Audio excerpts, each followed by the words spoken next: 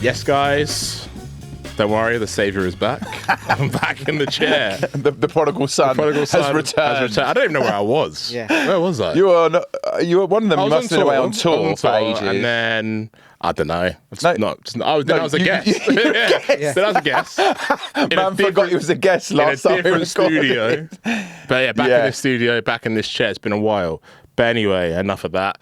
I guess before we get started, the usual stuff. Like, subscribe if you're watching the video. If you're listening on Spotify, 5-star review would be nice. And yeah, follow us on Instagram, all the usual places.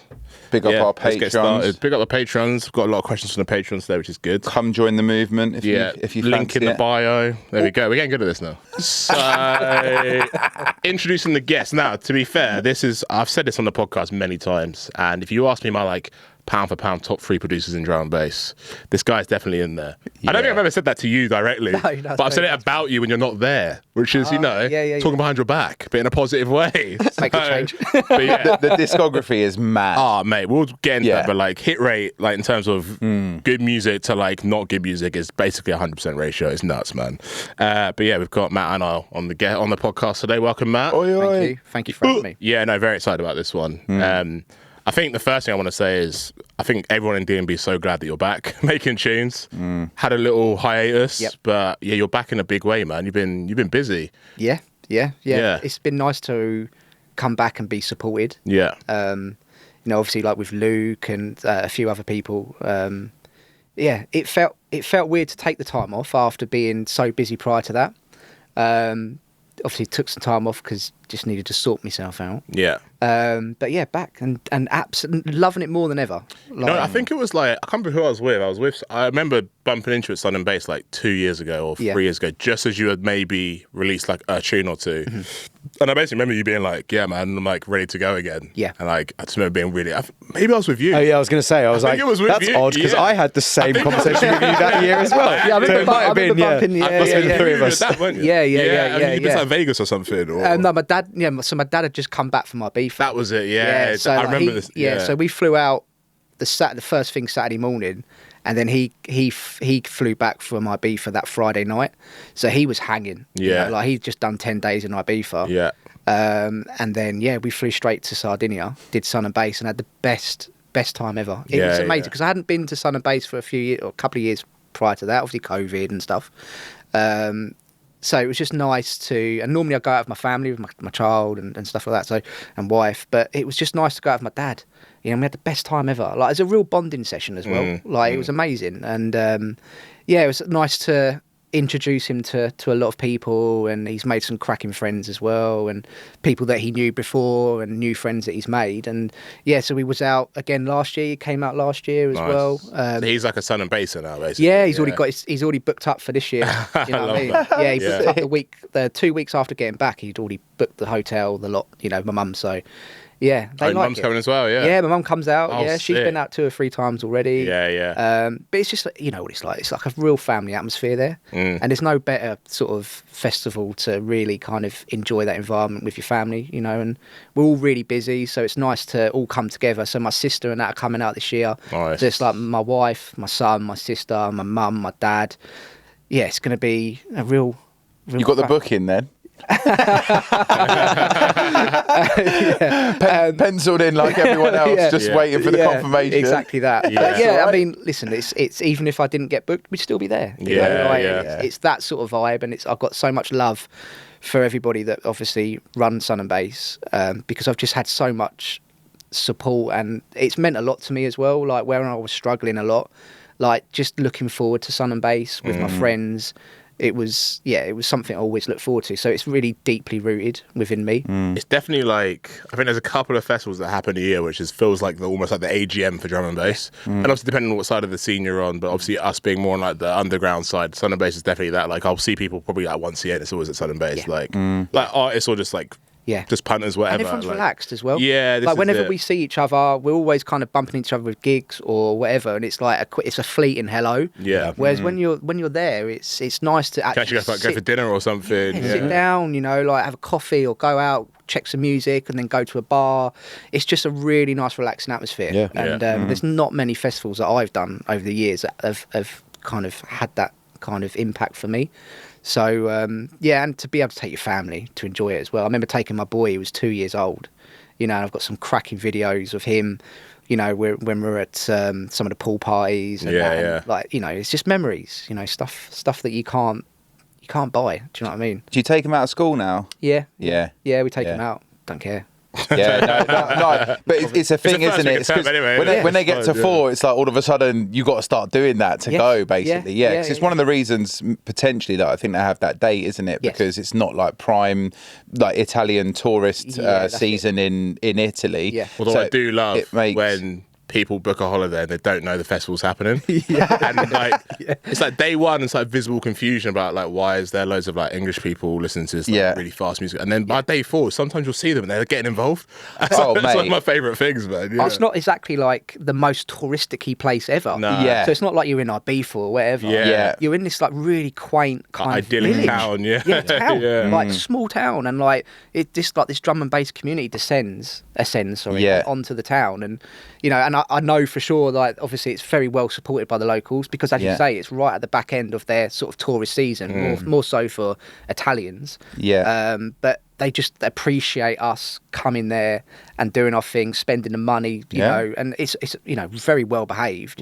Everyone. Yeah, that's something that really I think that's the key needs to thing. be said as well. Like compared to many other like international drum and bass or any other music festivals and events and stuff, like the Sun and Bass crowd and community are so respectful to that, and it's in like you said, it's in such a idyllic, quiet, quaint little town. Nothing to do with large scale events whatsoever, and they've really embraced it. And I think it's worked so beautifully. Every single restaurant and bar has like a liquid drum bass playlist on Yeah. I remember like when it was. It's not the same one every year. They do add to it, man. They update it. I remember some friends went to San Teodoro when it was off that year, when the COVID year, but that you could travel, but Sun and Bass wasn't on.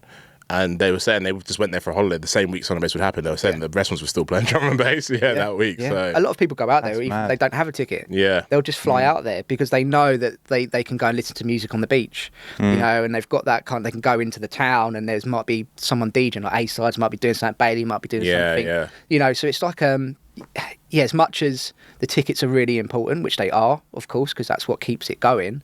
But equally, like for people that just want to go out there and embrace that kind of culture and what's been built over the years, like it's perfect. I mean, I do wonder whether people know that also they have a queue, don't they, on the night, like for people that don't have tickets for like a night ticket. I wonder if there's there's probably a significant amount of people that go, I didn't get a ticket, and then don't go and probably don't know that the beach is free. And then, well, they've tried to rope it off now, haven't they? But even that doesn't really. Really, it wasn't last year, was it? No, it was last year. Yeah, the year before it was. Yeah. Really? Maybe it was last year, and I just didn't clock it. Yeah. So it starts quite mild, so everyone's like, the security on the bit where the ropes aren't, and everyone's in there and they're checking. But then as kind of the crowds ascend, like the rope's like this high. Even I can jump over. But what they like checking? They checking bands and stuff. Sometimes, but like they're not super strict about it. Okay, that's interesting. I thought it was more just to kind of mark out like this is a dance floor. Yeah, that's what I Like beyond that, basically it's a beach, so be on a towel. Like don't basically dominate the whole. I thought it was like that. But Could well be. Yeah, it could well be. Yeah, Who it knows, could well be. Yeah, I mean, you probably know way more than I do. Well, originally it wasn't, because obviously originally it was a bit further up in the bar. Yeah, it was near the bar, wasn't it? Yeah, so like and that was always just fully open. That was on that small beach right by like Amber Night. Is that what you're talking about? Like years ago? Yeah, so they used to do a couple of little bits and pieces there, but I'm talking not the main. It's Lacinta Beach. So they used to do, or they still do, but there used to be like a bar and like a pizzeria sort of thing. You know, like at the start of it, first one of the cabins. That's where the beach stage used to was be. like opposite that, basically. Now it's like further down at the Way next further batch down of cabins. It's like a 10-15 minute walk down the beach instead of like a 2-minute walk down the beach. Yeah, I thought you were talking like way back, because like I remember when I went in 2010, it was like literally a different beach. It was like on the club, and it was this like tiny little like exclusive thing that was like very, very different to how it is now. Yeah, it's crazy. What a sick little festival, man. Yeah. Hopefully be out there this year. Also, it's like, you know, in a world of like ever commercializing D&B, something like that just still standing the test of time is like just more beautiful than anything, really, isn't it? Yeah, and I think they've had to be pretty like stringent with just like keeping the size of the festival. Yeah, I guess as well because it's a club, there's only so big you can make it as well, right? Yeah, like, there is like an upper limit to how big you can make that festival, and also with the size of a town and stuff. Yeah, I think that's what's kept it so good, basically. Yeah, it's very unique. Yeah. Just all the venues are sick though as well. Yeah. It just works so nicely, doesn't it? Like Gazebo is an absolute vibe. Like it pops off in there when it pops off, and outside under the stars, it's like, this is crazy. Yeah. And then you come out and then the sun, you know, everyone goes to the centre like 5, 6 a.m. in the morning for the sunrise, watching the sunrise. I mean, it's just I don't actually think I've ever done that story. No, I actually haven't. I think I fell asleep the one time in the bush. The very famous video. Johan will send you the photo. Yes. That'd actually be a vibe. Josh used that as one of his promo videos. Basically, there's 1 year, like we went, got a bit silly, and like I just fell asleep in a bush. Like I think the plan was to watch the sunrise, but yeah, I was gone. Fell asleep. There's a photo of me just literally like, I look like I'm dead. Just in it, but, yeah, it was mad. It was mad. What was the first year you ever went out there, Matt? I'm not sure. I think it was maybe 20. I was a little bit late with it. It's probably about 2014, 2015, something like that. That's still relatively early. 2015, I think it was. 2015. When I went at 2010, I was like, me and my lot were like the youngest people at the festival, and we had a mate that we used to like nickname Captain Carnage, and he was not the vibe for the festival. We had to keep being like, fucking relax yourself, bro. Like we don't want to be those people. Like we literally here for D&B community for love. Like as like 22, 23-year-olds would like literally settle yourself. Like it was pretty bait, but no, it was all good in the end. I feel like it, like you said, people pretty much get it. After like day one, they get it. I feel like it's a pillar as well of the our community. It's a real pillar. It's just for me. It's just the best. I look forward to it every year, and I'm not just saying that to be cliche, you know. But I like genuinely, that is my highlight of my year, just to go there. I think there's a lot of people that actually that is the thing that they do, because you know the market at the moment in the UK isn't really catering for these people on a regular basis. You've got North Quarter, you know, certain people that are doing that, but I reckon there's a lot of people that just go, that's going to be my thing because I know that I'll be with the community and culture that I want to be with, listening to the music that is the reason I fell in love with this in the first place. Like, and I totally get it. You're walking around and like we're walking, like, you know, like, and it's just we're no different to anybody else, just because we're DJing. I think that was the thing that struck me the first time I went, was the fact there was like no backstage. So like Fabio's just over there and like flipping. Do you know what I mean? Like Randall's over there, and it's just like, it's mad, isn't it? It's like a young person like in the scene who's trying to make it in there. You're like, this is crazy. But even as a punter, I remember like back in the day when I used to go raving, I used to think, imagine bumping into like X-Man or, you know, like Andy or whatever. Like I can only imagine what it's like for people now who are sort of look up to these artists and like see people walking around, and it's amazing as an artist to someone crosses the road to come and say hello. It's super cool, like, and I fully embrace it. Like, it's amazing. I remember being armed with like mix CDs in 2010 and giving one to DRS and just being like, yes. I was like, come on. He spoke to me, took my mix CD. I don't know if he ever listened to it. I've never actually had that conversation with him. It'd probably be a good one to, you should ask to visit at some time. But classic back in the day vibes, innit? Well, seeing as we're going down memory lane then, we always, with all of our guests, we always like to talk about like the entry point into raving, drum and bass, just kind of set the scene a little bit. And I don't think I actually know the answer to this question, like in terms of when you first started like DJing, producing. So let's talk about that. Let's go back. So I guess like, when was the first time you really discovered D&B? So I actually remember the exact moment, believe it or not, which is really nice. So I remember being at school, and I used to get a bus to school. And all like the bigger boys used to like sit at the back standard, right? And I remember putting my backpack up in the overhead section, and as I pulled my backpack out, and I must have been in like year 8, I think it was, and I remember pulling my backpack out and a tape fell out, not off my backpack, but someone had just lodged up a tape up there. Anyways, tape fell out, and it was a Brocky tape. And I was like, okay. So I grabbed it and then took it home, because obviously back then we had tapes, you know, and we listened to tapes. You stole a tape. I stole a tape. I don't know whose it was. It was more of a founder tape. I mean, someone put it on the top of the thing. They're disrespecting that tape. Like. 100%. So I took it, and that was me. Yeah. From that moment in, like year 8, like I was really into like grunge music. Because obviously back then, like grunge was a big thing, just coming out the back of it, and new metal. So I was always. Hey, you're a big Deftones fan, aren't you? Yeah. I remember we spoke about this before. I love Deftones. So like, come on to that. Yeah. So like, it was a bit different to listen, and I just hooked. Like the Brocky set. I've always thought though, like actually, like even though like sonically D&B and like metal, you could argue they're like polar opposites. I always think like the aesthetic of it almost is quite similar. Yep. In terms of like the wall of sound. Absolutely. And like the high octane. Yeah, I actually think like you can see why, exactly, you can see why you'd like it. Yeah. I can listen to tracks and then just instantly hear the link to metal, and especially when Pendulum were first coming out doing their thing, linking a lot of their stuff. Like obviously that was very obvious, but even still, when I listen to a lot of the older music and still new stuff, you can hear that sound, the sonics of, and how, because obviously drum and bass, not so much these days, but it went through a period of being really sort of mid-rangey, and like metal's always had that raw clarity, that raw kind of vibe, and I always hear that, and especially when I'm making music, I naturally kind of go for that mid-range as well.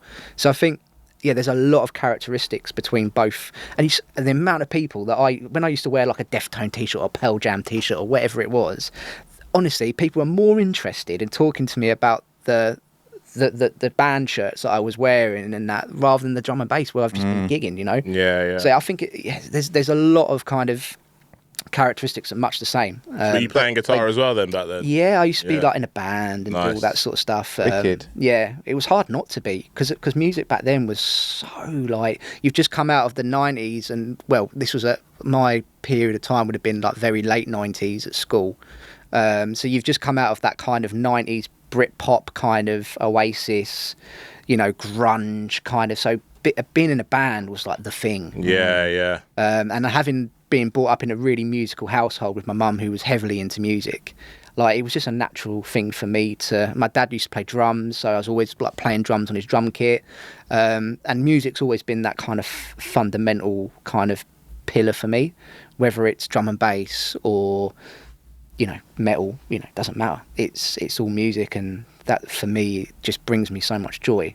And I'm just lucky to make it and have a glorified hobby. Yeah.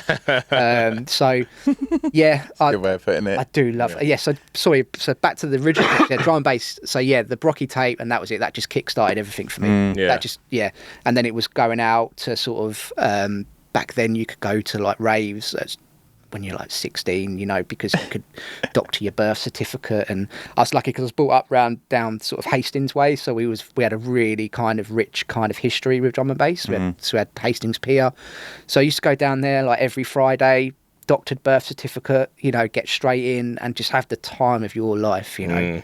And yeah. Who were some of the guys that were coming down there then when you were there? So a lot of it was like obviously the jump up style, so a lot of Shy FX, Brocky. We also had like Darren J, Mickey Finn, all those boys, and it was just good time. Amazing. Amazing, because I just remember being in the dance floor and just absolutely. I mean, like you'd dress up as well. You'd have like really nice clothes. You know, it was a thing. You know. Yeah. And then you'd go out and you'd buy some nice TNs or whatever, and a nice pair of iceberg jeans. You know, and you'd have a nice sort of fit on. It was a thing. It was a culture. Like it was amazing, and I was lucky to just be on that end of that kind of period, sort of very early 2000s. It's some great times. And I know a lot of like drum and bass people go, early 2000s was a bit whack for drum and bass, but for me, like coming into it, it was like a new world. Yeah. You know, and absolutely like Zinc, you know, doing his. Oh man, like I think that's the case for like whatever your entry point is always going to be like the kind of like you're going to look back at that with the most fondness, aren't you? Because it was like that was your introduction. Yeah, right? like Mampy, Andy, you know, like all them. You're literally like speaking my history of drum and bass. It's actually so nice to sit back and just listen to you like discuss your kind of like heritage, if you will, because I had exactly the same transition. But we'd get on a coach. Yeah. We'd get a coach to a rave. So like they're like slamming vinyl or accelerated culture or whoever it is that promoting, like they would have coaches going from Hastings to Milton Keynes or wherever. I couldn't imagine like kids these days getting on a coach to go to a rave. No. But we used to get the coaches that were put on by the promoters. Yeah. You know, or if they wasn't putting on coaches, we'd all hire a minibus and chip in 20 quid each. And the minibus driver would wait outside the club. You know, they were just an amazing time, you know, and I'm just lucky to have that memory. And I met my wife at the Rave, 20 years ago. She used to come to quite a lot of events as well. And she still does. Yeah, nice. Recently she's done all the XOYOs, Andy C. She went to Tenerife for Chasing Status, and she just went down to Bournemouth for Chasing Status, O2. She's out more than I am, which is brilliant. But it's, as I say, like that drum and bass is so embedded in our family because I met my wife at the Rave, at the end. I met her on a Ram Records night. Another end love story as well. There's a few. Yeah, that was our first date. I met her prior to that, going to Hastings Pier. Yeah. Through some mutual friends, and our first date was at the end of Ram Records night, or Hardware, I can't remember now, and a little dance on the room too. Did you go to the last Ram at the end? Yes, I did. Yeah. Yeah, me too. Yeah. That was a special one. Very special. Yeah. It was amazing. There's always that video of Andy like introing on YouTube. I don't know if you've ever seen that. I think I have, yeah. Yeah, it's just the 360 booth, isn't it? That's I was talking on, there was like a chat about it on Facebook the other day or Instagram. That sounds like a Facebook chat. Yeah. That's why I think it actually was Facebook. It was like they were like someone was posting videos of the end and stuff, and it was just like the dawn of the 360 booth. It's like I think all them years ago, and now it's like a sort of 360 booth. It's like that club actually had one. Yeah, but back then that was like the only I can remember. Obviously, I don't ever remember anything like. I remember watching an interview and speaking to GLXY about it, and he was saying it's like a gladiatorial ring. Yeah. And it was literally like that because the frenzy of being as close to that pit as possible. To watch Andy pull a record out, to only see it's a dub plate. It's got how he knew what tune it was. I don't know. Is that an interview with GLXY? There was an interview, a really famous one outside, and he with Ink, I think it was, and he explained it, saying it was like a gladiatorial ring. And I thought that's such a perfect way of explaining that place, and it was just something that was special. The Hardware nights there, the Ram nights there, like. I think in general, like, there's less venues now where like you're really close to the action as a DJ, and I think the few clubs that still do it, they're always the most. That's part of the reason I love Fabric. I know we spoke about it last time, but like. Both room 1 and 2, you can still be like, you're basically in the mix as the DJ, which is, I think, is always better, man. Yeah, Did you ever go to Matter when it very first Did you go to any of the Ram? I went to the Ram nights at Matter. They were just like the pinnacle of it. It felt like it was trying to one up Fabric's like almost gladiatorial arena vibe around that tight booth. It was like the cage, because I know that Hospitality and Players were also doing nights of Matter as well, but Hospitality were up on the stage. That's it. It'd like mirror the whole event. Yeah. And that was very what everybody else was doing at the time. That was like new and a bit fresh and like doing stage instead of booth. But the booth specifically at Matter with the cage, and when they did the Ram nights, and then specifically you'd have Andy C. It was just nuts. I remember watching Goldie there, and Goldie, I forget what tune it was he played, and he just jumped into the crowd. I think like that night. That's amazing. That doesn't sound like G. I think it was MLK in Room 2. Yes. Yeah. That was a sick night. Because I can't remember what tune it was now. But yeah, it was. I remember it. Obviously, it was busy because it was a big club, and there was a fair few thousand people there. And I think Goldie played an instrumental D-Bridge. Was it Wonderwear or something like that? It was like very chill. Oh yeah. And it just went off. And he just lost it, man. He just went straight in there. It was just it was just amazing. Like watching just a track that again wasn't the most mainstream track in the world. I might be wrong if this was. So I'm sure someone will tell me, but. I remember him playing that tune, and I'm sure it was that tune. And it was so chill, and it just went off, and he just jumped straight in. But no, this was room one. This was room one. Yeah. That instrumental and like Club Autonomic, that kind of era, like was like I introed my cool set literally last one I did with an instrumental tune. I'm not sure if it's Wonderwear. I can't remember what it is now. It's like it's gone, and it was just like I just found it, and I was like, oh my fucking god! I was like. This era of like D&B was like so it switched up, changed and like so like pioneering, sonically experimental, crazy good actually. Like one of them ones where I went right, got to actually get digging again and go find some more of that to like play it out because. Yeah, it was just so different to anything at the time. I can imagine that actually happening, even though it's like not. You're saying it's not the tune that you would think it would happen to. That time, I remember when we booked him in Southampton when I was down uni there.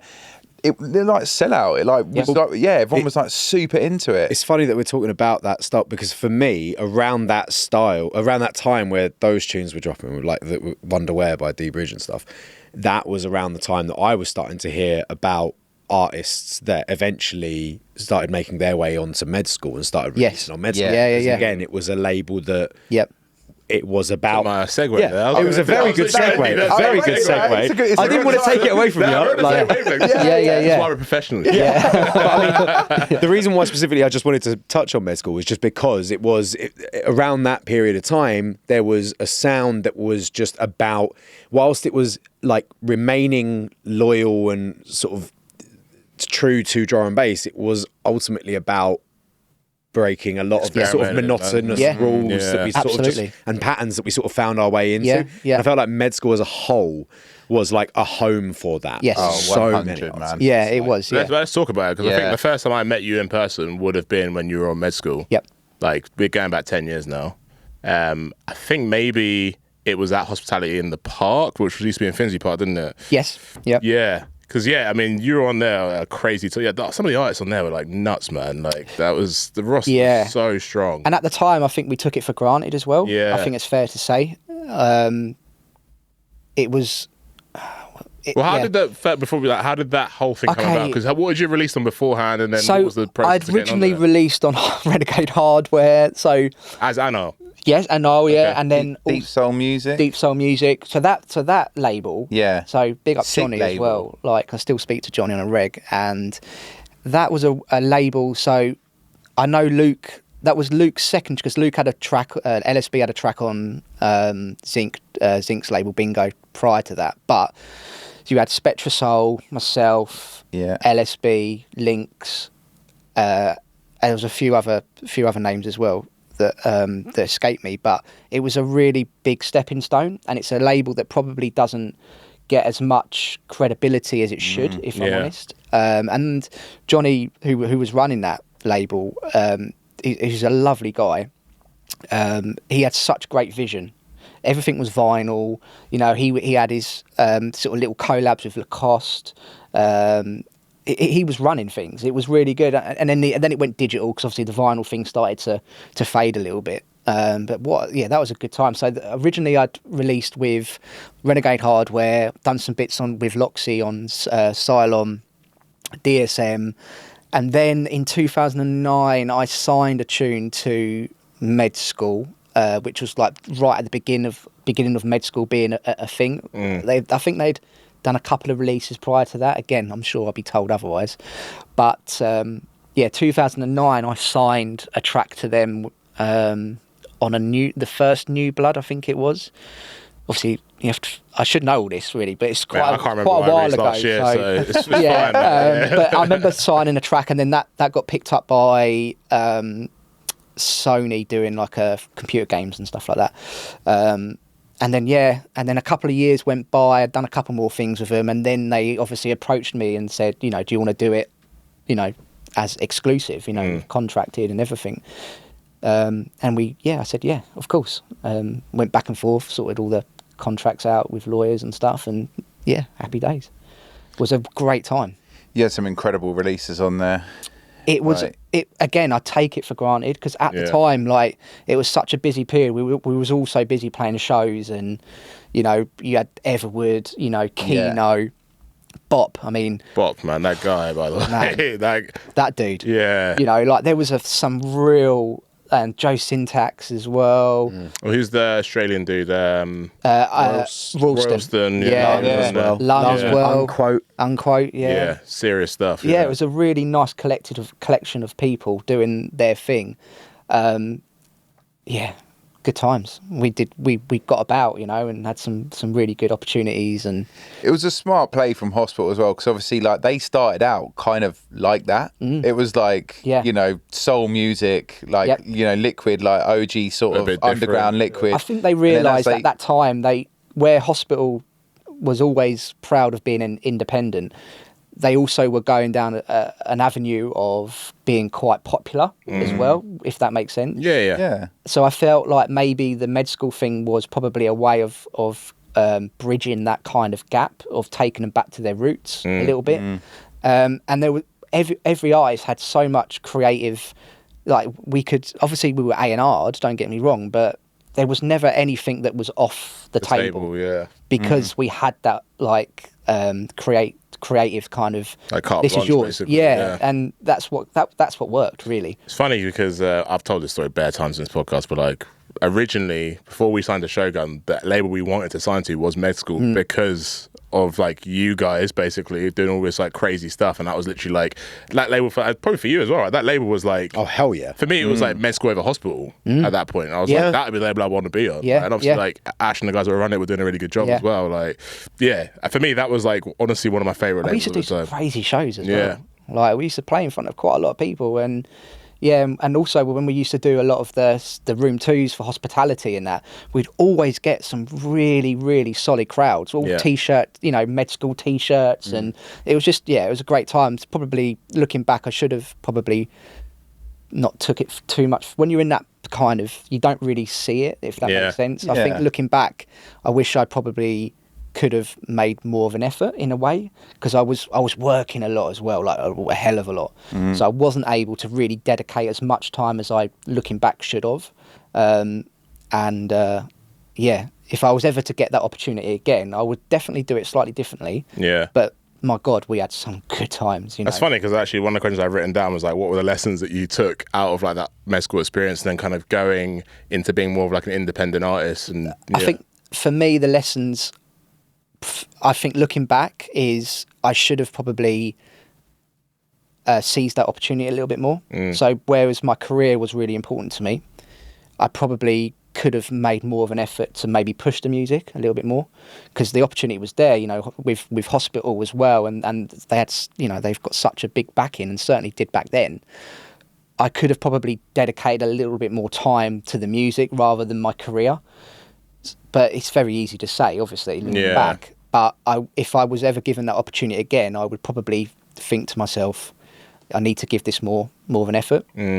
Because when I was like writing the music, it was very, I've got to get this done, that's done. But I haven't got a lot of time because I'm working and moving house, bought a house and trying to do that up. And looking back, I wish I probably focused a little bit more. It's tough though, man, because like you said, you're already in the process of doing adult stuff, basically buying a house, starting a family, all this stuff, right? Absolutely. And it's all like risk versus reward, I guess, right? So, But still, nevertheless, honestly had an amazing time. I just wish I could have jumped on that a little bit more. So you did one album or two albums on? I did one album. They wanted me to do like 3, I think it was, but obviously I said I can't commit to that. Not because I didn't want to, I just knew that I couldn't commit the time that I needed to do that, as well as shows, as well as work, So in the end, I think the contract basically said, over the next 5 years, give us 3 tunes. Fair. That's how the lawyers kind of got it down to, and it was it worked. And I did an album. It was never like, oh, I'm never going to give you an album. I'm not, I just didn't want that commitment over me, because I just couldn't. And I was very honest with like Tony and Chris through that period, and I always said to them, look, I'm not gonna not do albums with you, but I'm not going to sign the dotted line to say I am going to do it, because if I've got to go and work somewhere abroad, up the country, abroad, or whatever it is, like I can't commit to that. And my work's the most important thing right now. I think 3 album deals in general they're very old fashioned at this point. I don't know if many labels will do it, because like you said, an artist's career is actually really short when you think about it. And where you're at in your life and like mindset when you sign your first album versus by the time album 3 comes out, everything can change, right? Especially when you're at like an age, let's say your mid-20s or whatever. Let's say that takes 5 to 6 years. You might have a family by that point, right? So it's like, I think, it's difficult, like you said, for many people to commit to that. 100%. We were in a similar position. We were in a 3 album deal, and we changed it for similar reasons as well. And it's just. And I was always honest with him. I always said, look, if it doesn't work for you as a business, I completely understand that, because I understand business. But equally, you've got to understand my point of view as well. And it was very flexible. It was all amicable. It was all sorted out, and it was quite a quick process, which was nice. And it worked. It worked out really well. I've got to give a shout out to my favourite tune on that album was definitely City of Injustice. I think with Del. That tune's even like it comes on shuffle sometimes. It still sounds super fresh, man. Like, Thank you, man. Yeah, and that tune's what, like 10 years old, probably. So yeah, maybe more actually. Yeah. I think 20. Yeah, it's 2014. I think, 2015. Yeah, so about 10. Yeah. So mine's actually Way to Run. Oh, with, really? With Taylor, yeah, my boy Taylor, yeah, and Tiffany yeah, Juno, innit? Yeah, that was her first drum and bass tune. Mate, really? that tune is honestly, that tune hit me differently. I used to play that on repeat. Now no one's remixed that. No. Yeah, so that was. I think I know what you're talking about. Honestly, the vocal in that's it's beautiful, man. Yeah. I was listening to it earlier because obviously I was just like, getting back in the mind frame and stuff, and I was like, oh man, I was like, I used to rinse that album, mate. I used to rinse that album hard, and it's one of those ones where you could not skip a track as well. It's a very deep album. You could actually even when I listen back, that goes back to that kind of creative kind of do what you want. Yeah. You know, I could have made a load of bangers, or try to anyway. Not saying I would, but I could have made a lot of more tunes that would be more kind of like singles, basically. Yeah, but I just wanted to make something that was listenable, and I do feel like that came across, which is nice because you know, so. Yeah, so that was 5 years with them, and longer because obviously 2009 I signed my first tune with them. Yeah. You know, you did one you did an EP after that album? And that was the last EP, was it? I think I feel like was it? I did a lot of allergens on there. Is that? Yeah, so I did a. Or was that before? It wasn't on a compilation, wasn't it? Allergens, I thought. No, Allergens came out on. Allergens EP, I think. Okay. Yeah. It might have been that. Makes sense. No, it was Allergens that was EP. After. That was after. That was after. Yeah. Before that, I'd done a Losing My Mind EP. Yeah, that was it. Yeah, and then that track's bang. Yeah, the vocal track done all right, so they put it on the album. Yeah. And then after that, obviously we've done loads of like compilation tracks, for various hospital things and stuff like that. And then lots of different kind of bits and. Yeah, it was a really good time. Like, no regrets at all. No regrets. That's nice to hear, man. You obviously mentioned Luke earlier. I know you might. We'll come on to the whole Solar era and all that stuff. Yeah. It was just because you obviously mentioned him really early when we were talking about deep soul music, and it's funny when I was like, sort of going back through and listening to like your discography, and just being like how I can just hear. I feel like any of your tunes or Luke's tunes. You can hear each other in them, and also like Marcus. Yeah. And I feel like the three of you actually, I feel like you two embody probably Marcus more than any other like producer in the game, like, which is like really, really beautiful, isn't it? Like, and yeah, it was just really interesting to be like, I wonder, there was like, what was I listening to? I was like, Pot Shot, and then what was the tune that you released? Riggers, maybe? It was before, what? Not Riggers. Not sure. Do you know what? I need to look it up. But I feel like the tune that you made influenced Luke to make Pot Shot. And then there was like another one I was listening to, and I was like, I know. What one you're talking about. It's not like a sweeping bass on it. It's like yours is more stabby, but his is like the same tone. But mate, I love that. It might be Riggers. It might be. Riggers came out after Pot Shot, didn't it? Though? It did, yeah. Yeah, so no, it's not. It was definitely before. Yeah. I was looking earlier, so 100%. But then I think there's other tunes that like maybe like Luke's released before you that then. Is it not Allergens from the Allergens EP? It could well have been, yeah. It might actually be, yeah. Which I just think is so cool, isn't it? It's so nice. Like, I feel like that's something that like this era or our like era of like drum and bass is. You know, you've seen that like consistently through like artist journeys. Like I'm sure, like the like sort of golden Shogun era will talk about similar things. It's still happening in the modern day. Yeah. But for me, like at that time, you know how you were talking about med school, you were allowed to like do what you wanted creatively. I feel like that was much more the case back then in drum and bass, when like maybe like vinyl was actually selling and it was a bit more underground music. There was less social media involved. There was less need for commercial appeal. Tunes had more time to like breathe. They did, and there was less like expectation. It was all just like actually just you don't need, it doesn't need to be a banger. It just needs to like have unique and be your sound and be good. And like listening back, it's like it's really I don't know, everyone, you know, in D&B at the moment, like the kids and stuff, I hope they do go back and listen to that and be like, oh, look, this is someone's sound and how it formulated and like, how did this come about? Because actually, I feel like we've had a really good era of like drum and bass. And obviously, you know, you still take influence from people now. I'm not saying it doesn't happen. Yeah. And everyone, you know, is still influencing people. But I feel like that kind of, you know, when we did that Liquid playlist, that sort of era, I feel like you can really, mate, like, unbelievable decade for drum and bass. Yeah, it was. It really was. Yeah. I mean, you can like really see that in that sort of, even like 2005 to, you know, and beyond. Really, I feel like that. Yeah, it was just really interesting looking at your two careers, how they entwine, and then how your sounds sort of reflect each other in a really like beautiful like way. To be honest, I think that the Autonomic was really kind of pivotal. Yeah, not just for me, but I think for a lot of people. Like going from sort of like the early 2000s to mid 2000s, when you had a lot of like jump up, and it was kind of very kind of throwaway in a way. Not I don't mean that in a negative way. I mean, I was hugely into it, but you just had this thing that just came out of nowhere, and it was almost like, obviously you still had Solar doing their thing, and that was kind of ticking away, but then Autonomic came out, and it just switched, and it just almost gave everybody a new lease of life to say, this is different, you know, and it inspired so many people. I remember like listening to all the layers, and it was really hard to listen to the layers when they first came out because the servers would break, you know, so it was really hard. You had to go on forums to get like other links and stuff like that.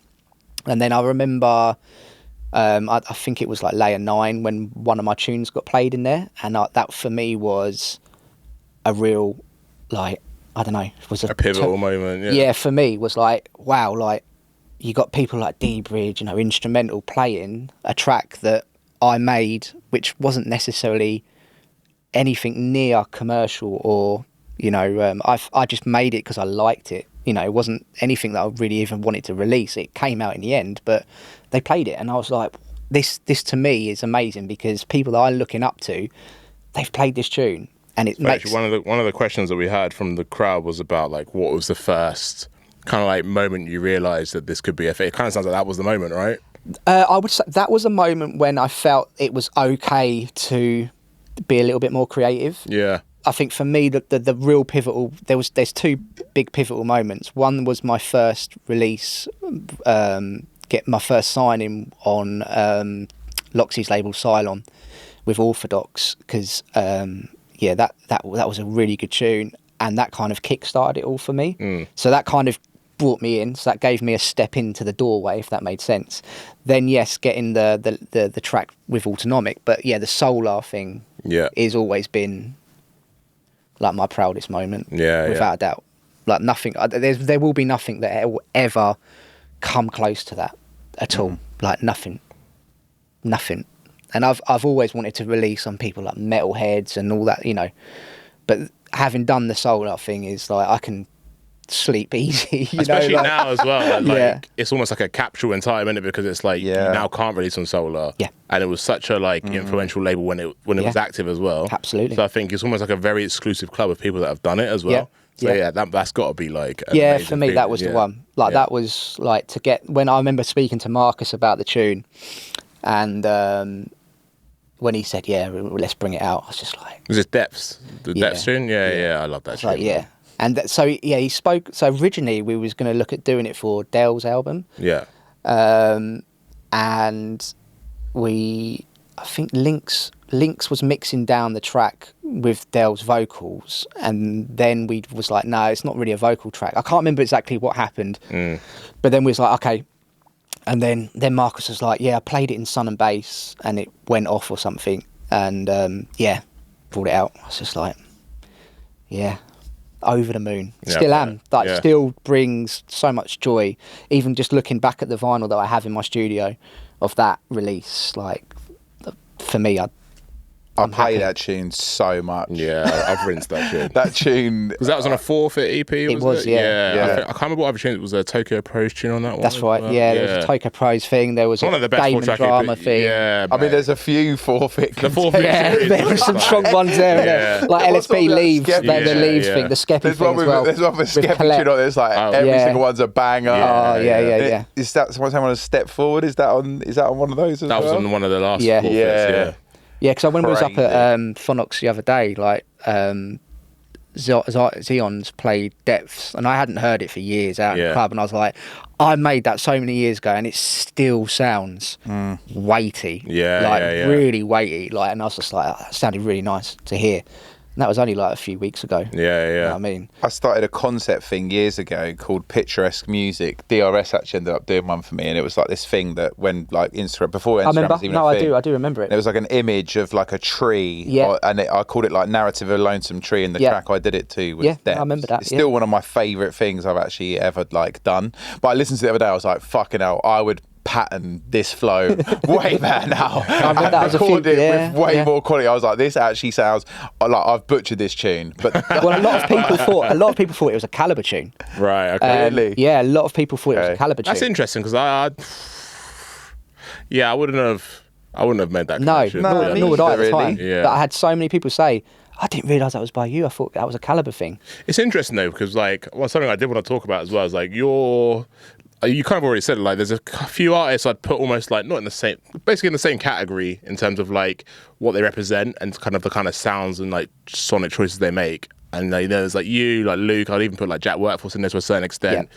But within that kind of small little niche, I think all of your tunes are very like you, Luke, and like whoever else I've mentioned, they're all, you can tell them apart, like, which I think is quite interesting because you've clearly all been maybe taking inspiration from similar points, but you've all put your own spin on it. Yeah. And like, I just wanted to really find out like where does that come from for you? Like, what is when you're starting a tune, like what is the inspiration point? And, and how did you kind of hone that sound? I always say to myself, and I feel like I've broken the rule a little bit on a couple of tracks, but 9 times out of 10, I always say to myself, if I'm making a tune or started a tune, would Marcus have ever played it? And I think that's an amazing benchmark, of course, to have. Yeah. But could I imagine it in Marcus's set? Having listened to Marcus's sets both live for years or even just, tapes or whatever it be, CDs, what I've got, I feel like can I imagine Marcus drawing it? And if I can or liking it, because he was obviously a tough man to please, if I could feel like it had that vibe, then I would carry on making the tune. Yeah. There's been a couple of tunes which I've probably broken that rule on a little bit. But out of interest, what would those tunes be? Probably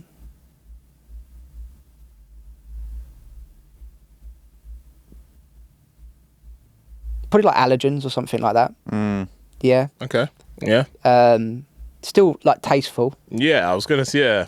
There's probably a couple, but then to be fair, I reckon like Marcus used to like draw for like some mad tunes, and it worked. And that's what made Marcus. Yeah, I saw that a few people posted the video of his interview, didn't they, over the last couple of days, where he's talking about like the art of being a DJ, basically, and like playing what you want, and you've always got them 2 or 3 tunes that you know will get you out of trouble. Yeah. So that's why the selection was so wide, right? It's like, him just speaking about the most like fantastic ethos you could possibly have when being a test maker of drum and bass music, which is interesting that you're encapsulating that in your own way, because I feel like more people need to start being like, actually, would Marcus play this? Let's make a tune that, because like he said in that video, he'd play anything if it's I mean, I don't mean it from like an egotistical way, because like, obviously Marcus, what he drawed was really high caliber stuff. Yeah. So I'm not saying that every tune I've ever made Marcus would always play it. Yeah. But what I'm saying is like, could I imagine it in one of Marcus's sets? Yeah. Has it been made like authentically? Yeah. Has it been an organic process? I'm not sitting there trying to make music to please somebody else. Yeah. And like, I feel like that kind of embraced him. And he spoke about it so many times. So yeah, that's probably my inspiration, and it has been for a lot of people as well, obviously. But yeah, for me, making music is just a gateway of just releasing just some tension or just cathartic. Trying to get away from work or whatever it is, and just sit in the studio and make some tunes. Or even like lately, I've never done that many collabs. I was literally going to ask you about that as well. Yeah, I never got into collabs that much. I've done a few over the years, don't get me wrong, but I've never been heavily into it. But recently, it's been really nice since I've been back, like working with other people and sitting in the studio and having that kind of social aspect as well. It's really important to me. Just being social, because I never was the most social person ever, because I was working all the time and I was pretty just, what's the word? Yeah, I wasn't socially awkward, but I was very like, I haven't got time for drum and bass, you know. And if I have, like, I'm knackered. Like, and going back to what we said earlier about trying to make more of an effort back then of looking back, you know, and making the most of it. Yeah, I was so tired all the time, grumpy, you know, working in construction's really hard, you know, and yeah, it takes your toll on you, you know, like mentally and physically as well. So yeah. Studio wise, when you're saying collabs, like you're in the studio a lot with like Dave Meyerstein, aren't you? Yeah. Who else? So I've done some bits with Luke, done some bits with Dave, done some bits with Dogger. Who else have we done some bits with? Just done some bits with Verbs. Verbs. Yeah, I love Verbs. Yeah, obviously done a thing with Tony, London Electricity. Oh yeah. It was on the Heads one. That was his one. There was two, wasn't there? Yeah. Did you do a tune with him on Metalheads and then? No, so I did. No, Unfrozen. With Conrad Subs. That's what I'm thinking. That was with Conrad Subs. Yeah, so I'd done the tune with him for Fast Soul Music. Yeah. And that was before. Fast Soul Music was kind of a thing. Yeah. You know, we met up in Sun and Bass, and just chatting away like you do, and another Sun and Bass story, he was like, just when we get back, just hook up, come over. So I just went over got in the studio. I think he sent me some bits before that, and I worked on it and sent him some bits back. We just made a really nice little chilled out tune, and it done really well. Yeah, it's a good tune, man. It's a real sort of listening track. Yeah, it's a really. You sent it to me. It's a really nice tune, man. Yeah, it's very calming. I like what he's doing with the new label. Yeah. Be interesting to see if he goes to sort of like a little like med school kind of route, really like it'd be nice if he goes sort of full circle. Yeah. Because that's I guess I could see that being the vibe to a certain extent, but yeah. And with the collaborations, like how are you? It's sort of been like just talking about my experience of collaborations. Like, obviously, me and Tom are a collaboration, so like I always find that like collaborating with another artist is quite difficult because it's like you've got your way of working with one person. Obviously, you and Dave have done quite a lot of tunes together, so I imagine you kind of know each other's like techniques and like where your strengths are and all that stuff. Like, how has that been for you? Kind of sharing in the kind of load of creating music. For me, I've always had a lot of music just backed up, as in like just standard producer kind of thing where you just start loops. So it was just a case of just like sending Dave some bits, see what he likes, but it's more of a social thing really. Like I might go over his and like be like maybe spend an hour in the studio and we'll spend more time getting some food. You know, so it's more of a social thing. That's our experience, by the way. Every time we've tried to tried to make tunes together, like I don't know how many times. Only time we've been really disciplined is when putting the EP together, which is forthcoming on Footnotes. That was where we were making lists on boards, you know. That's when we had to when we had a real strong batch of tracks together, we was like, right, we got to kind of, I remember there was one night we was like, we've got to go to the studio tonight and this is what we've got to do. We've got to do the track list, we've got to do all the names for all the featuring artists, artwork ideas, get all the, that was probably the only real locked in session that we had. Everything else has been super fluid, like. That's nice though. Yeah, and like where Dave had it, Mindstate had his studio was underneath an area where he lived in an apartment which was shared by other people, so it's a really nice atmosphere. So like you'd be making music and then like some guys would turn up, so like one man was living there, and so one man would have loads of mates over and then we'd be listening to music or we'd be upstairs like just drinking, or whatever, and it's more of a social thing for me, and that's really important for me, like having come back to things, and it's been really enjoyable, and we've been doing that now for nearly a year and a half or so every week I go over there. Nice. Like normally on a Thursday night, after work, and then that's it, and just get on it. Nice. Get on the music. That Harry tune, by the way, is serious. You heard that one? Oh, sure. Mate, yeah. Was that a dub? It's bad. Is it come out yet? No, so we've just had the test presses back. Yeah. So so we got the test presses back day before last. So we've just got to do a little bit of a check, and then we're good to go. Yeah. That's like, you know, when you're talking about your like mid-rangey metal influence. That tune that is it. Yeah. It's that, and there's another tune. It almost sounds like a heavy metal guitar. There's two tunes on there which are really like heavy. Yeah. Really heavy. And the rest, it's quite an eclectic kind of mixture of different, which is what I'm about anyway. I love liquid, I love hard, you know. This has kind of been your MO since the beginning, right? And I think it's like only a handful of producers who can make really beautiful liquid and like really gully club tunes as well as each other. It's a really hard thing to do. Yeah. When you're doing it, like, is the mindset different, or is it literally just you just sit down like, today I'm just going to do this? Or... There is no. I'd love to say there is a way of doing it. There isn't for me. It's just like, just make some music and just see what happens, and that's it. See what way it goes. I've made rollers, and then 2 weeks later, it's turned into like a liquid tune. Same beats or slightly different, but the tunes tend to grow in terms of how I'm feeling and what I'm doing at the time, and they evolve, which is a good way of putting it. So a lot of tunes that I've made over the years started as something completely on the opposite end of the spectrum. Yeah. But that it's just evolved the way it is, you know. And obviously had some really nice support over the years, and I wish I could say like I'm not the most interesting person when it comes in the studio. I'm like, I just do my thing, you know. It's quite a hard thing though. Like, I was having this conversation with someone the other day. Like, it's quite a hard thing to be like, I guess the word's like introspective about your own process when your process is largely based on just like organically making music. Yeah. Because you don't really know what it is that triggers like an idea or whatever. Like, I know exactly how you feel about it. I've never got in the studio because I need to be in the studio. Yeah. I go in the studio because it's just time to chill. You know, even when I was doing the hospital med school stuff back in the day, even then when it was like you had a bit of a regime, I never ever let that regime take over my way of, you know, producing music. And that sometimes came across pretty negatively, like in terms of how I kind of communicated sometimes with the guys and girls inside hospital and that, because I didn't have that mentality, you know. Like a lot of other people that were doing their thing back then, like album's got to be on this date, so I need to have this track done by there, vocals need to be recorded by then. None of that. I'd never let anybody tell me basically what to do.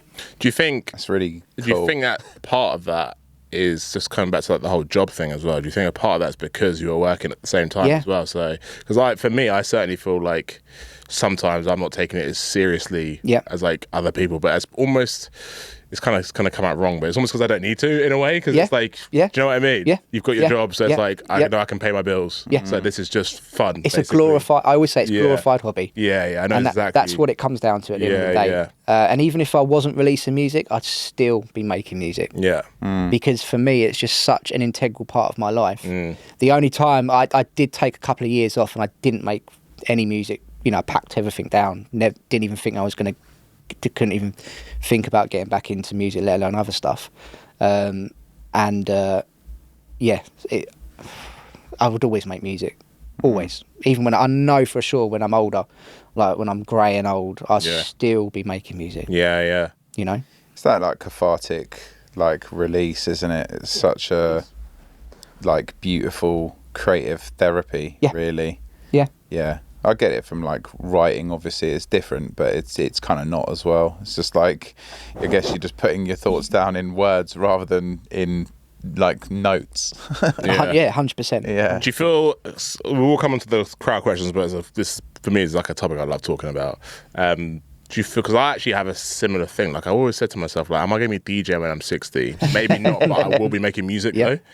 I guess maybe similar for you. Like, do you have the same love for DJing, or is it more like the creative? I started as a DJ, like even way before I was making music. You know, I always had my 1210s. I was always record shopping. That was a really big part of growing up for me. like at the weekend, like working and then getting some money together, getting on a train, getting on a bus, or then passing my test to then drive to places, you know, and buy records. So I grew up as a DJ. Like, for me, DJing is the most important thing. But I think as I've kind of got more involved in music and then started releasing music, it's kind of taken a bit of a backseat. Like, you know, I used to always have, I mean, my bedroom was covered in flyers. Like, it was probably about the same sort of size as this room, and there was not a gap.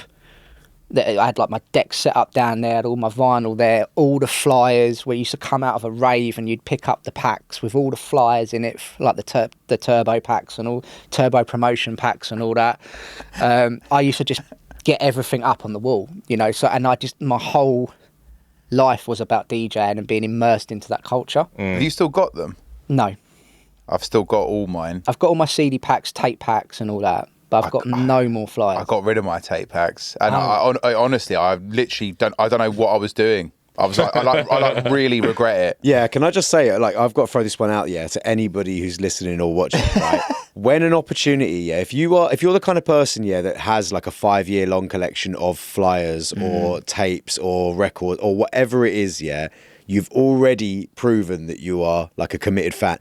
Never get rid of them. No. Because 10 years down the line, you will hate yourself. Yeah. You know what's funny as well? Same thing with 1210s, by the way. Yeah. Loads of people my age who DJ with 1210s were still quite cheap. I had 4. We sold them, and now they're worth like $1,000 plus. When I was like 18 years old, somehow I had acquired 4 1210s. I owned 4 1210s. Yeah. And I didn't even have a 4-channel mixer to use them. Yeah. Two spare, And now I have none. And it's just like, what the fuck happened? The markets are generally like $1,000 now for a pair. Yeah, I've still got my original pair. It's still crazy. It's crazy. Yeah, I can't believe I got rid of them. Yeah, still got my original pair. It's because CDs came around and USB were like, well, we don't need this anymore. Yeah. And then now everyone's like, I wish I had my decks. Yeah, I've still got all my old vinyl. Yeah. Never got rid of it. So still got my vinyl. I just got rid of I'll the never decks for forget a stupid reason. Yeah. Never get rid of it. Yeah, that's a good point. I mean, if anyone's listening, don't ever get rid of stuff like that. Yeah. Because I look back and I go, mate, some of them flyers were just so like, some of the lists of names on these flyers are like nuts. Yeah.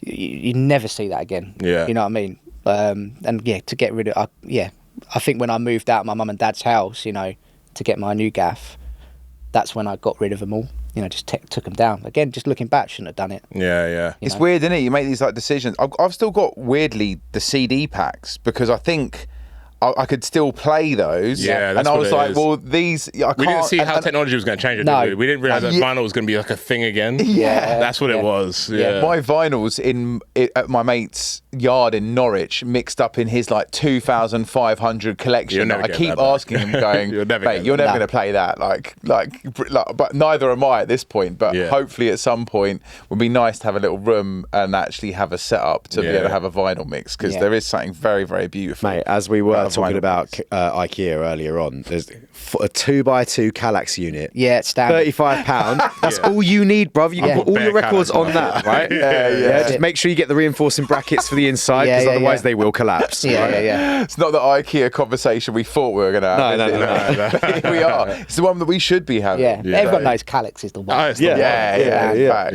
Facts. I mean, everyone's got their own one, right? I mean, I've got one. I've literally got like 5. I've got 2. I've still got 2. Yeah. The 2x4 I got the with 2x4, the legs is and the elite DJ set up in your living room, innit? To be honest. That's why you get the legs on it, bro. You get the legs. Yeah, it's true. Yeah, it was too low, the one we had. Back problems. Actually, no, but then Bart had the raised. He had the little raised. Not for vinyl, but you know, ex-DJs, and it was a legit setup. Yeah, it was a good setup. Very nice. But you were saying about the DJ music crossover. So as you start making music, yeah. So like, I started obviously DJing at a young age, and that again was really important, because we, as friends, we would all get together on a Saturday, go to London, to Black Market, whatever, you know, go to Soho, go to Brighton, go to Maidstone, to plastic surgery. We would go everywhere. We would make a point, you know. Back in the day, Brighton used to have so many wicked little shops, and that was a day out, you know. That was it. How old were you when you moved into London, out of interest? So I was quite young, so I used to be into skating as well. Yeah. So I used to rollerblade, and we would go. It's weird, because now having a child, I look back and I go, my mum and dad used to let me just do what I wanted. There was no mobile phone, so you're not clocking in. Like, I'd go away for the weekends, and they wouldn't know where I'm at. Yeah. And I'm thinking, I can't even like my boys are doing football at the moment, like 'cause it's half term, so we're dropping them off at the like a Charlton football academy thing, and I'm like dropping him off, and I'm like, is he going to be all right? He's in a cage. Like, and then I think to myself, my mum and dad, like, they used to let me, like, even if I wasn't going out shopping for vinyl or tape packs or whatever, like, we'd go out for the weekend and camp in the woods, go fishing, like, whatever, like, for the whole weekend. Like, there was no phones, like, no mobiles then, and they just let, like, I just can't imagine. That could never happen. If I take my boy to the play park, I'm like, bosh. Oh, it's you know what I'm saying? What's going on? Like, you know what I mean? Like, looking like going, who's he? You know?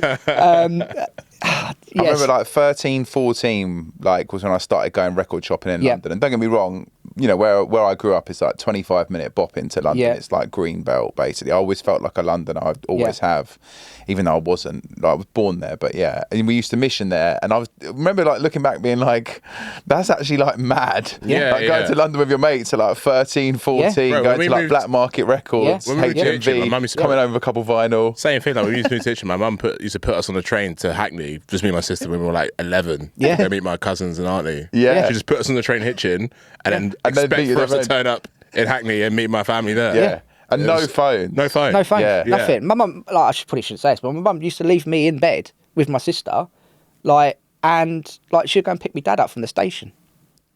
Like, it's just unheard of. It's just like, different times, isn't different it? times, man. You know what I mean? Like, I sometimes my boys playing in the back garden, playing football and that, and I'm just like constantly like on the Ring camera, like, you know what I'm saying? Like, no one's getting in. It's like, it's like Fort Knox, you know what I mean? But it's like, it's crazy times. Yeah. But yeah, so I used to go out record shopping and doing that, which was amazing. And we'd go out with like, I'd think I was rich with 60 quid, 50 quid, 30 quid. And like records back then were like £3.50, £5, £6. You know, and getting the white labels and like getting a white label home, can't wait to play it. Looking at just amazing times. Black Market was always an experience, wasn't it? It was. I remember the first time going in there, like shitting myself as like a child, just being like, you know, like overwhelmed. Like, well, you used to be really, like, I'm sure, like you used to be able to smoke down there and everything. Like, I'm going in there, like coming out thinking, fuck, I'm a bit hazy, man.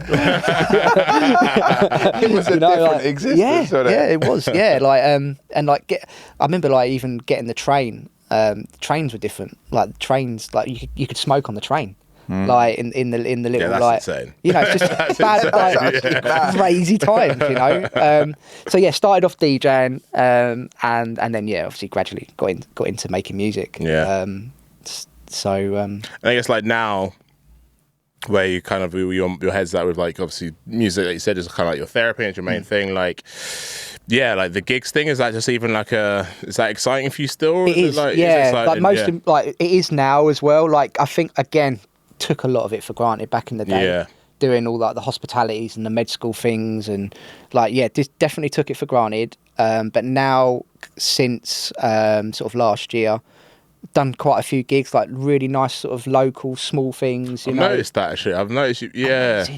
Amazing. Yeah. Like, and it almost takes me back to when I was like going out raving. I'm not talking about going to Sanctuary or whatever like that, but I'm talking about the smaller little local things when just one artist coming down with an MC, like, and you look forward to that. And it was the same for me even now, like when I'm playing at these places, you might only be playing in front of like 80, 100, 150, 200, whatever, you know, but it's like, it's so cool.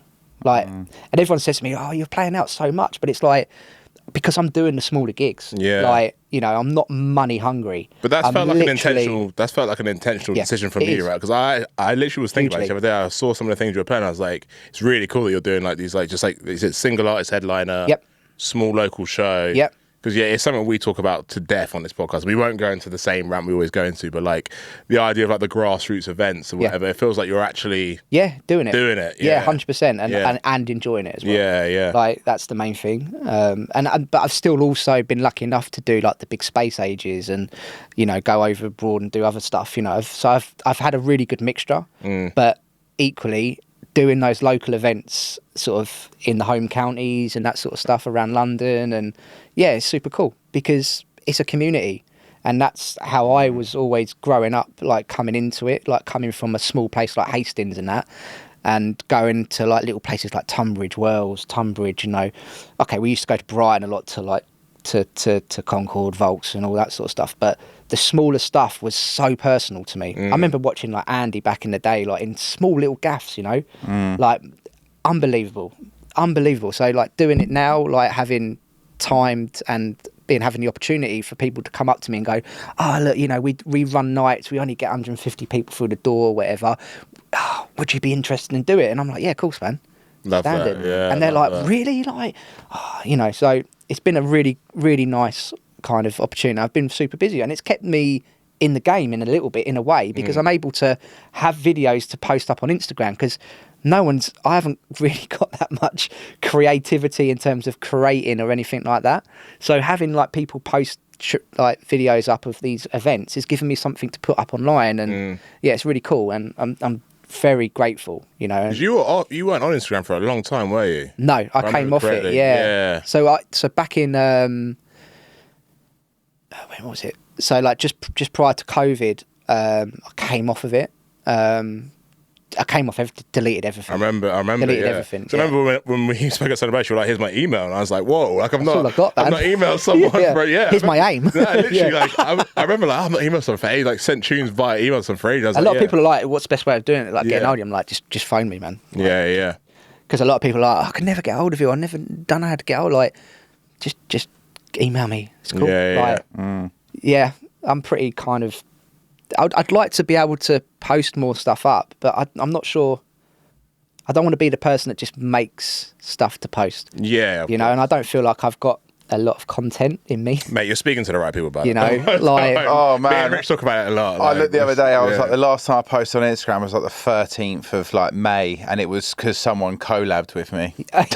Yeah, was it not us? What? Was it us? No, it was the overview live thing. I was like so thankful for the content. You know, we're obviously having our conversation. Yeah. I was just like, I can't even do my own socials because I literally go and I'm like, okay, yeah, I've got that. And then it's just like, oh, I'm just like, allow it. I just can't. I don't know if I'm forcing it. I don't know. I find it very difficult at the moment. It's like there's a lot of people that are doing it very naturally, and it's amazing. Yeah, Mosey and that doing their thing. Like it's so cool. But he's got that kind of charisma and he's got that kind of energy. I wish I had that energy. Don't get me wrong. I wish I did, but I don't. I'm knackered. I'm tired. Like I've got a family. I know he's got a family as well, so I'm not taking it away from him. But you know. I'm definitely if you're full-time music though. Yeah, I'm not like I haven't got anything to say. So why say it? Yeah. Like it sounds awful, isn't it? No, especially when you're on a podcast. Yeah. I haven't got anything to say, guys. Thanks for having me on. Yeah. See you later. I managed to talk for an hour and a half. Yeah, but you did. Yeah. But the thing is, but to be honest, this is why the podcast is quite nice. And that's because this format suits a lot more people. Right? Yeah. Because like you're right. Like I honestly I feel similar. Like me and Tom released a song 2 weeks ago. I think we posted about it. It's bad from us. I'm not saying this is good, by the way. I'm saying we should post about it more. I wish we did. Yeah. But like we literally did one post about a song we just released. Yeah. And we didn't have a post. That was it. It's just like I know that's not good, but it's like I can't. The thing is, it comes back to full-time job, music full-time. So he's here. But that is your business, though. Yeah, so I'm this dickhead quietly sat in the corner over here, not complaining. No, but I'm not going to complain because and I'm not chiming in either. Yeah, but you're not over the top with it, though. On it. You're on it. But it's also because it is the full-time role for me, innit? So I'm not going to sit here and be like, oh, it's easy, guys, because it's not. No. But it's also something that even since me and Harry have gone full-time with it, it's taken us years to kind of find our stride with it. Yeah. Find a good rhythm because you have to put a lot of time. You get good. And you're really good at it. And you've got to, and I mean, for us, we found like we had to at least try a couple of things that we were like, I'm not sure. And then after trying them and posting them and going, nah, didn't like that. Let's not do that moving forwards. And weirdly, I think like for me, back when I did have Instagram back in the day, I used to post a lot of stuff up about me at work, and that used to like really. People love that. Yeah, well, because I think it normalises you. It's a real life reflection of who you are. I can't really do that these days because it's a little bit sensitive. But I feel like a lot of people used to really be more interested in what I'm about outside for my of day music. to exactly. That. Someone used to do. I can't remember which DJ it was. He used to post a lot. He used to be like a lift technician. Who was it? It was a drum bass DJ, and he used to do like lift content, and he used to bang. I mean, honest, I'd watch it. I'd watch that. It actually used to bang. Yeah. It's true though, man. Like in the big group chat we were in, someone was talking about earlier. Like, Similar said he posted a picture of his cat, and it got like so much engagement. Because it's like people are interested in that kind of like, what do they do outside of the studio and DJ, right? So I would look into. I do. I probably would, if there was anything that I would post, like content wise, would be that. For sure. But again, like it's little bit difficult because like I work for a company that's kind of in the limelight a lot on the BBC and news and that, so it's probably a little bit insensitive to do it.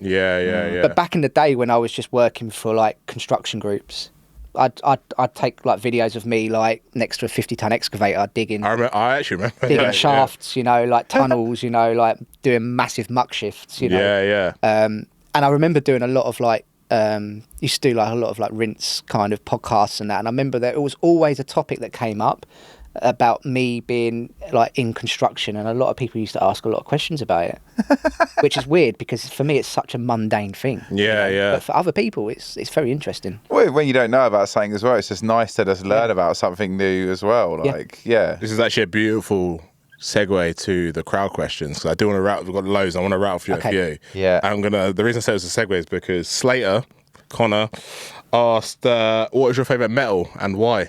My favourite metal. Yeah, what is your favourite metal and why? As in like not in, like, musical. Material metal. Oh, yeah, because I was going to say,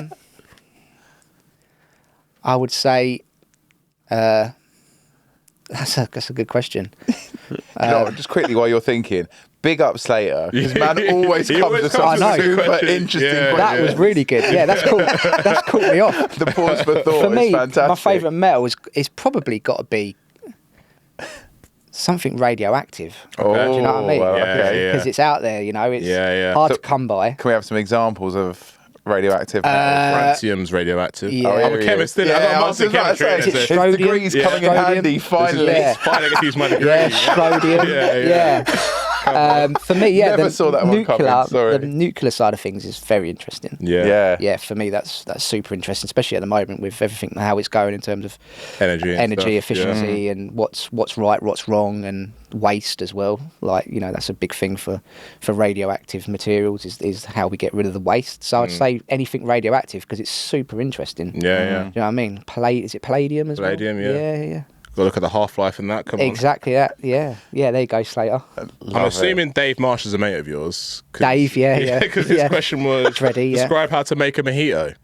I guess I thought it must be an inside joke, so I was like, I'm going to put it in, see what comes back. So that's So again, that was from Sun and Bass. So obviously the mojitos in Sun and Bass are standard. Yeah. And I think and the Japanese iced tea as well. Shout them out. Yeah. Back in the drinking days, I remember them. So we made. I remember. So I lived out in Portugal for a little bit, and I came back, and I didn't have anywhere to stay. Me and the wife were saving up for a house, so I stayed at my mate Leo's house for big up Leo. Stayed up his house for a bit, just sofa surfing, and he had a studio downstairs. We'd make music, and we'd have a couple of parties every now and then. And I just remember getting absolutely smashed. And I'm not a big drinker at all, but back then I remember getting smashed on mojitos, and we just basically ran out of everything other than mint.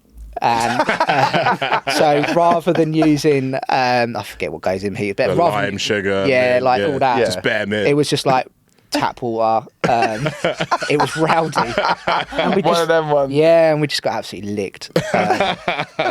So what, mint tap water and mint rum? Tap water. And we had brown sugar as well. Oh, okay. It's missing the fizz. Yeah. The lime as well. The lime's quite crucial. No, we had no lime. There was no. Very crucial. Listen, there was definitely no lime. We had the mint because Leo was growing mint. You know, so that was we had that in abundance. Endless supply of mint. Yeah. That was big. But yeah, that was crikey. Class. Yeah. Big up. One of the like ramshackle, throw it together. Yeah. Big up Dave as well. It's just so Dave Dreddy used to be part of New Breed, which was X-Man and all New that. Breed crew? Yeah. So Dreddy, Dave, is from down my way, and he. What's his MC name? No, it's DJ Dreddy. So he used to do a lot of stuff. With New Breed family, and so when I grew up, I used to watch him DJ.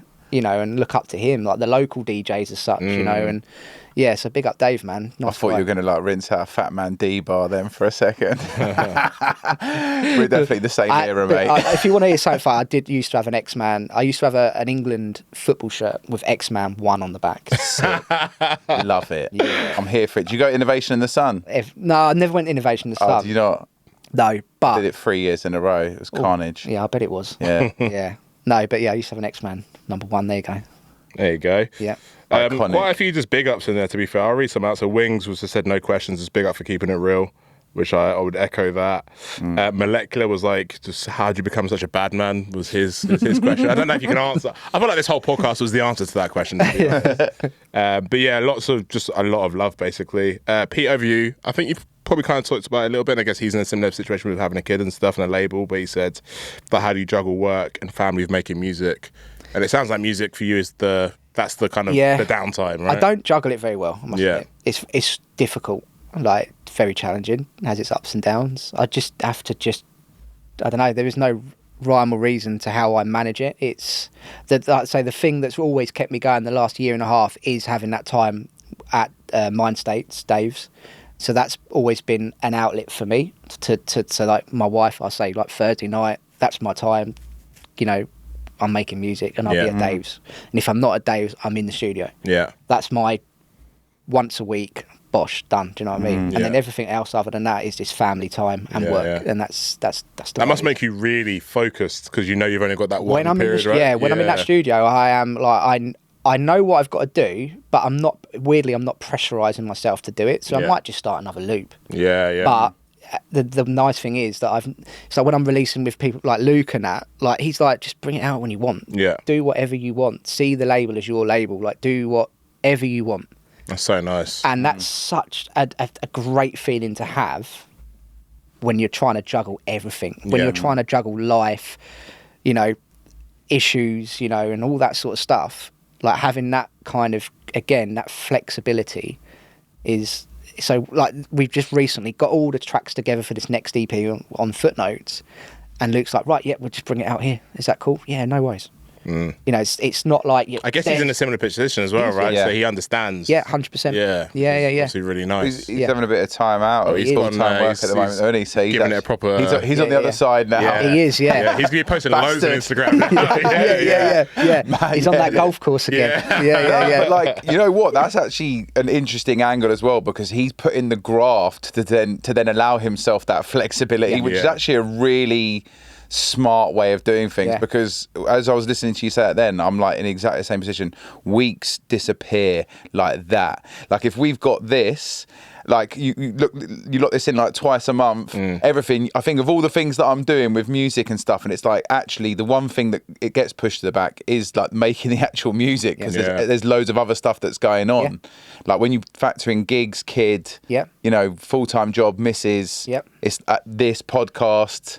Like, we have a lot of commitments and it is tough. I had my first day in 3 weeks in the studio today, and I spent all of it on Photoshop and After Effects the whole day. Didn't actually open Reason once. And that was a bit sad. You have also... That was a bit sad. You've just done an album. Yeah.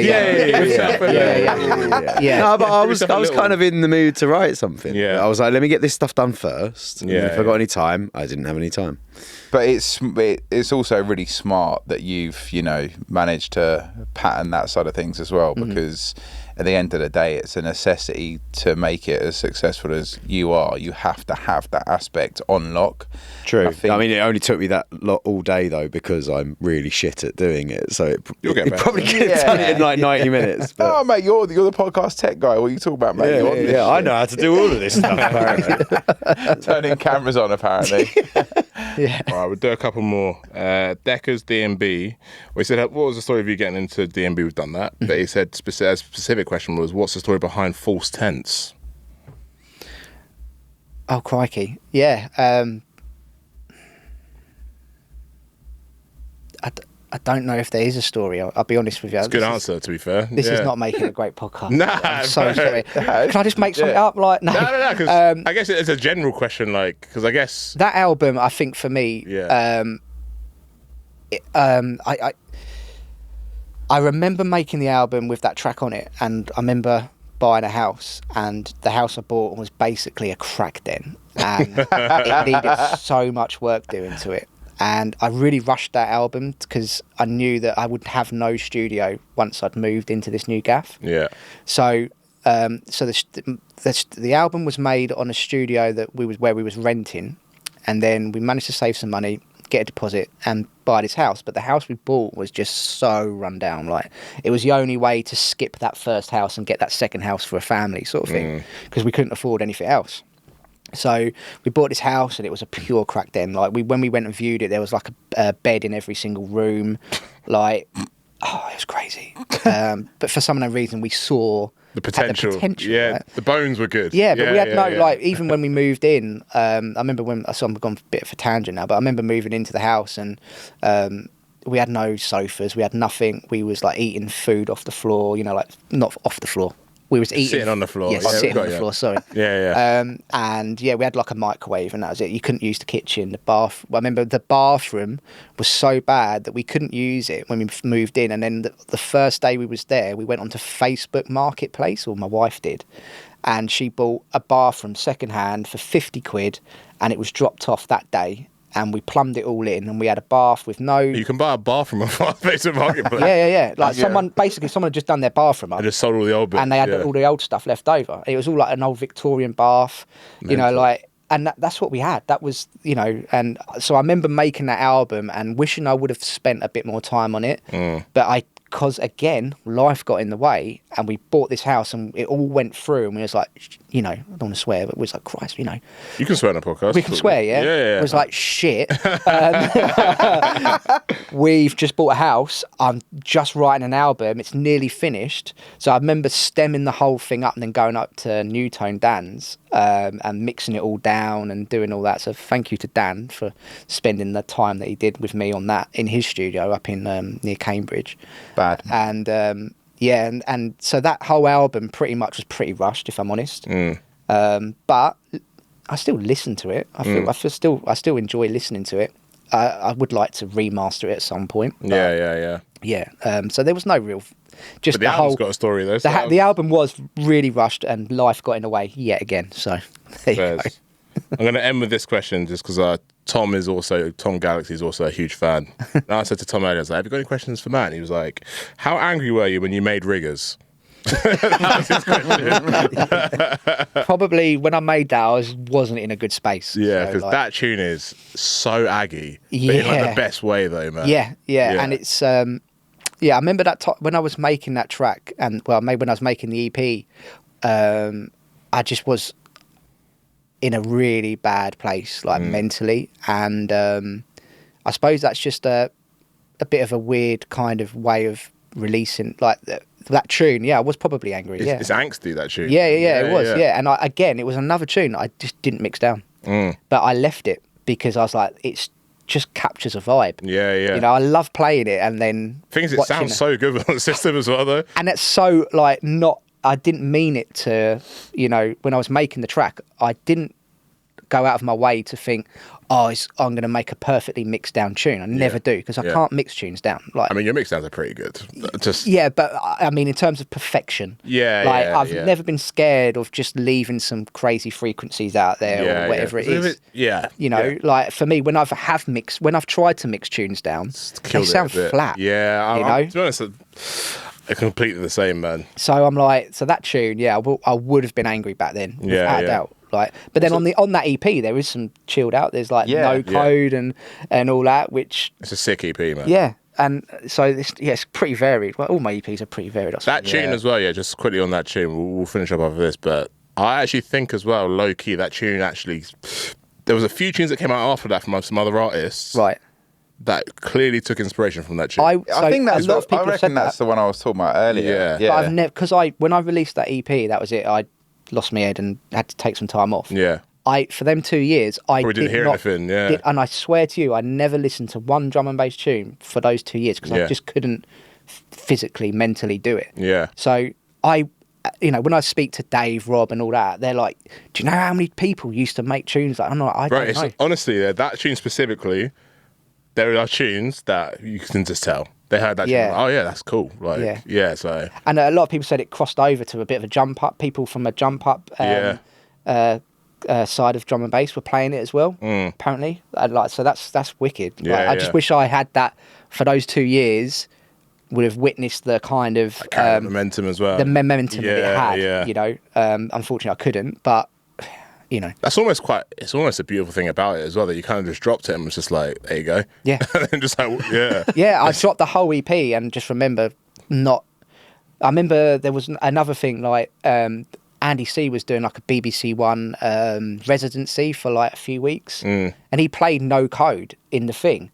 And I remember like someone sent my wife a picture of the BBC Radio 1, like the iPlayer thing. The iPlayer thing. And it said Andy C, blah blah blah, week 2, Subfocus, Chasing Status, and Anile. And I was like, what happened here? And then I listened to the mix, and he played the tune, you know, No Code, from the whole way through. He was, you know what Andy's like, mixing quick, you know. And he played the whole tune all the way through, the whole tune from start to finish. And I was like, that's a bit weird. And that's the only time I recognised that someone had played something from that EP during that period of time, because someone sent something to my wife. And then she sent it to me and said, look, cheer the fuck up, Matt. Basically.